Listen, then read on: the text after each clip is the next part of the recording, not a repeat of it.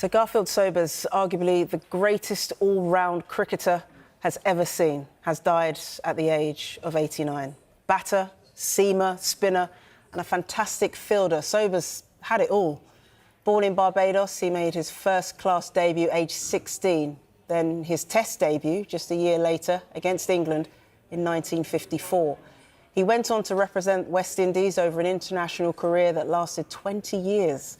Sobers also amassed over 7,000 first-class runs for Nottinghamshire in the county championship and took 281 wickets.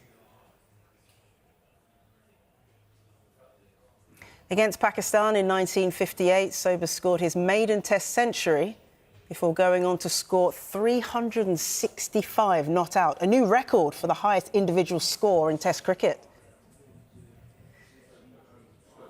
Well, that record stood until 1994, when Brian Lara hit 375 against England, with Sobers embracing him in Antigua. No longer the record holder. How do you feel? Well, let's look at it from this point of view, that I had to break somebody's record to hold a record, and therefore records are always going to be broken. And I don't think a better person could have broken the record, because to me, as far as I'm concerned, he is the only batsman ready today that plays the game the way it should be played. Well, Sobers will forever be associated with the astonishing feat he achieved in 1968 at Glenmorgan's St Helens ground, where he became the first batsman to hit 6 sixes in an over in first-class cricket. I hit the first 4 and that was all right, and the 5th one was a little bit of a controversial. I was on my way. But, I mean, the television show you clearly the man, he didn't catch it and stop. He and the ball went in at the same time. And the umpires discussed it, and they thought it was 6. Well, then I thought, well, this one have to go. Doesn't matter where he pitched this one, I have to hit this one. I'm not going to miss it. I am going to hit it. Even if it's a wide, I'm going to chase it down, because I want it to be unique. Well, Sobers was knighted by Queen Elizabeth II in 1975 for his services to cricket.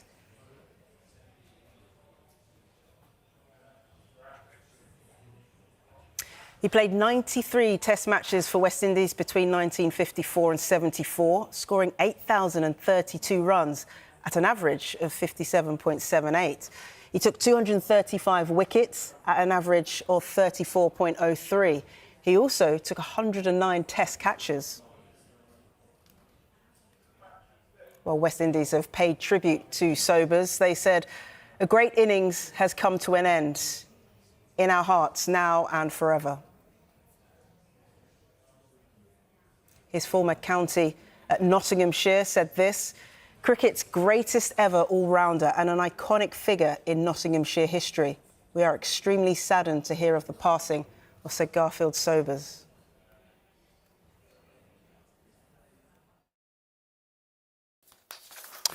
Now, born in Barbados, the Test cricket career of West Indies great Sir Garry Sobers was bookended by matches against England. But today he was remembered as a player who transcended national loyalties following news of his death just 11 days short of his 90th birthday. Sir Geoffrey Boycott called him the greatest all-rounder. As the Windies put it, a great innings has come to an end. One of the greatest to ever play the game. With the bat. Sobers took 3 of the wickets.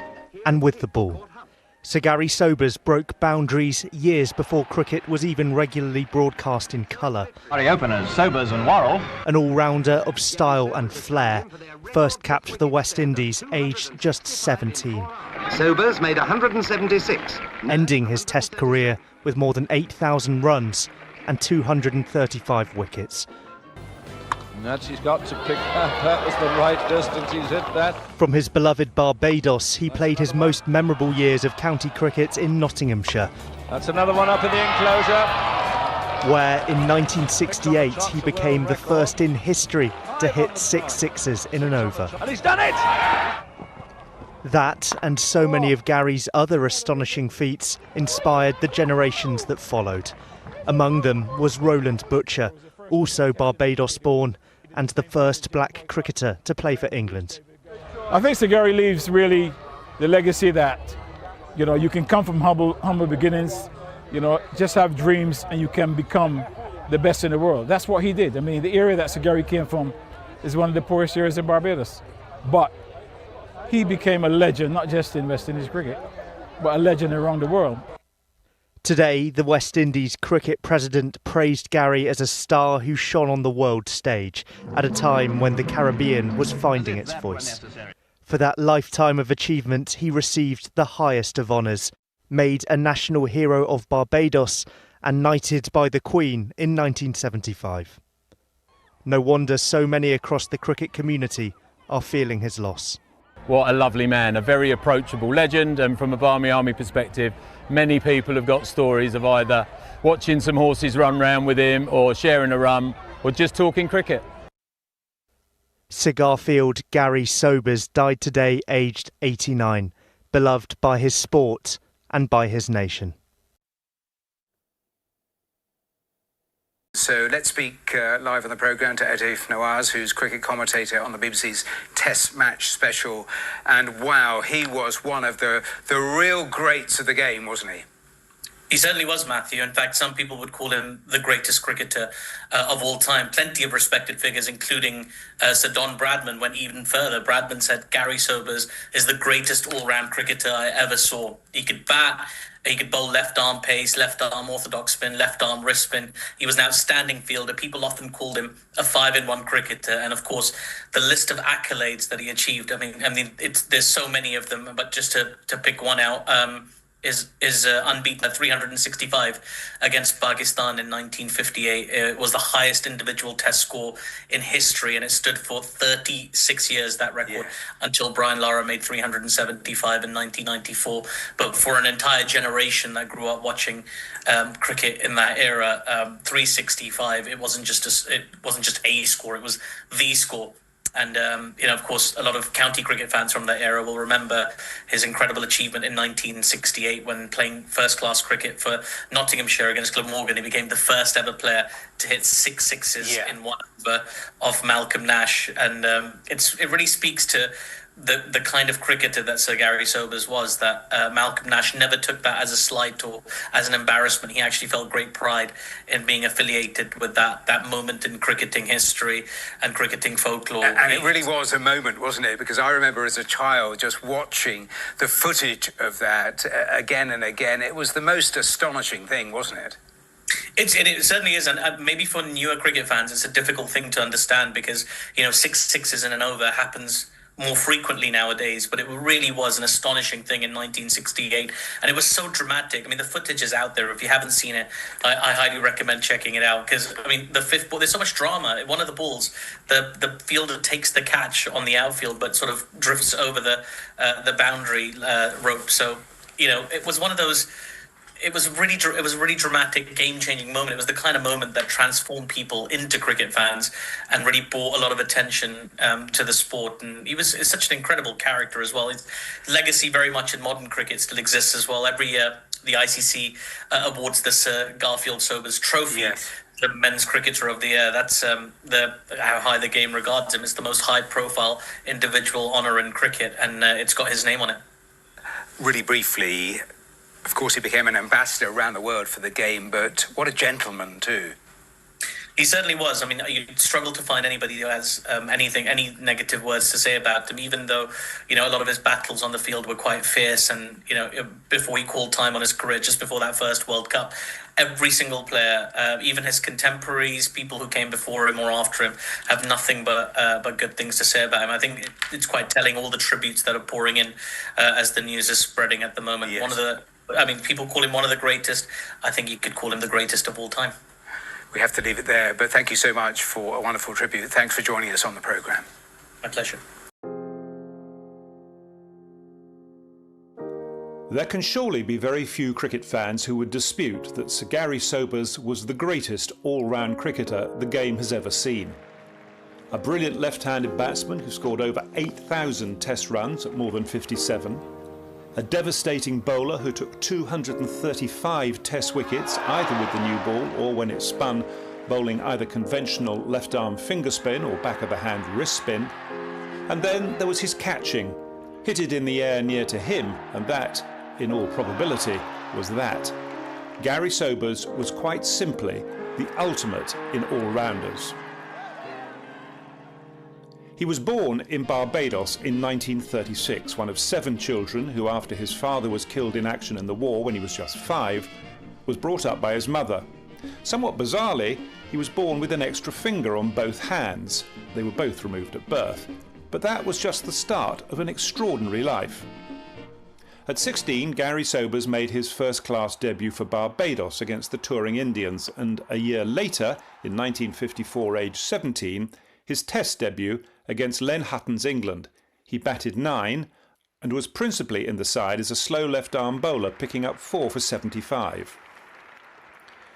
4 years later, now batting at 3, the undoubted promise, which had been evident from the start, was realised when he broke Len Hutton's world record for the highest individual score in Test cricket with a sublime, unbeaten 365 against Pakistan at Sabina Park. The fact that it was also his maiden Test century only added to the occasion. It was a record that would stand until 1994, when Brian Lara scored his 375 in Antigua, with a very gracious Sir Garry watching on. With me is Sir Garry Sobers, no longer the record holder. How do you feel? Well, let's look at it this point, from this point of view, that I had to break somebody's record to hold a record, and therefore records are always going to be broken. And I don't think a better person could have broken the record, because to me, as far as I'm concerned, he is the only batsman really today that plays the game the way it should be played. For Sobers, his 365 was just the start of an astonishing run spree as he reeled off 5 more hundreds in his next 5 tests.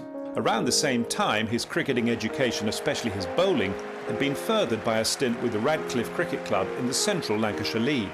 I learned to bowl Chinaman Google in the leagues, really, because in the leagues, you were doing everything. You were bowling, you were opening the bowling and bowling right through the innings. You know, and after you carry the top order, you then either bowl orthodox, and if you find that wasn't working, you will roll your hand the other way. And I find that I used to like bowling Chinaman Google until I hurt my shoulder, because when I bowl the Google and see the batsman gone in the row, I used to kill myself with laugh at the other end. His stint in England, though, was also touched by tragedy when he was involved in a car crash, he was driving, that saw his fellow West Indian all-rounder, the highly rated Collie Smith, die. Sobers would later admit that the death of Smith had a profound effect on his game. Collie and I was very, very good friends, and after Collie died, I realised that we had lost a great player, and it helped me to consolidate my own cricket, because I then realised that I had to play for him and for myself. So I then concentrated on playing for both of us, and it helped me in my development, it helped me in my concentration, and it motivated me from that point of view. As the 1950s gave way to the 1960s, Sobers was now the key player in a West Indian side that boasted the likes of Hall, Ramadan and Valentine, Gibbs, Canhigh, Hunt, Nurse and Sir Frank Worrell. He was involved in the famous Brisbane Tide Test of 1960, and by 1965, after Worrell retired, he was the only choice to take over the captaincy. He immediately won his first series against Australia, and the following summer led the side to another series win, this time in England. That summer of 1966 was arguably his greatest series. With the bat, he scored 722 runs, including 300s, at an average of 103. With the ball, he took 20 wickets at 27, 9 of them with seam, 11 as a spinner. He also held 10 catches. As the Trinidadian calypso singer Mighty Sparrow put it,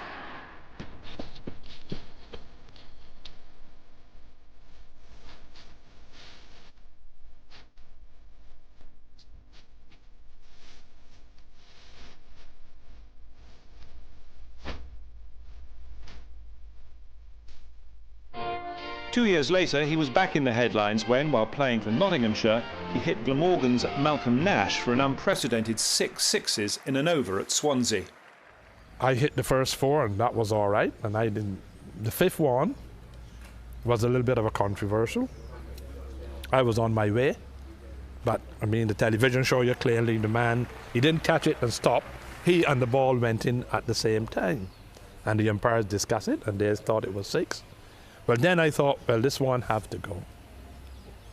Doesn't matter where he pitched this one, I have to hit this one. I'm not going to miss it. I am going to hit it. Even if it's a wide, I'm going to chase it down because I want it to be unique. That was the only time that I thought of it. The 1966 series win in England was the pinnacle of the Sobers Test career.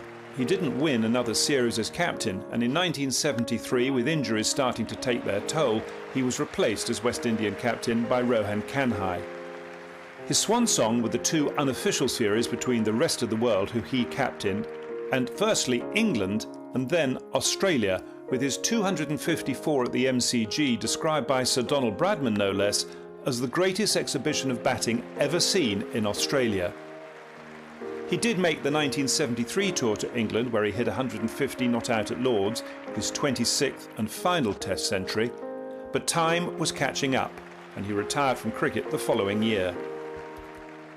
In 1975, Sobers' feats and service to the game were recognised when he was knighted in front of a huge crowd by Queen Elizabeth II in a special ceremony on the Garrison Savannah racecourse in Barbados, a fitting location for a man for whom the horses, along with golf, were his other great obsessions. If ever there was an example of a sportsman who had true charisma, surely Sir Garfield Sobers was just that. When a wicket fell, and the crowd knew that Garry was next in, the atmosphere, the level of expectation was tangible. And as with his distinctive loping gait, with his upturned collar, and of course no helmet, he made his way down the steps, anyone lucky to be in the ground knew that they were, without a doubt, in the presence of greatness, if not the greatest of all time. And his secret? Maybe it was just that he loved playing the game. I just played the game the way that I always did and went out there and tried to do my best at all times for West Indies cricket. And then I didn't matter. West Indies cricket mattered. And I would try to bat in all kind of situations, bowl in all kind of situations to my best. I will try to do things to change the tide if I had the ability to do it, and it would happen. I would do that without thinking of being a superstar or better than anybody else. I would just want to do it because it helps West Indies cricket. If it didn't, I wouldn't do it. I wouldn't do it.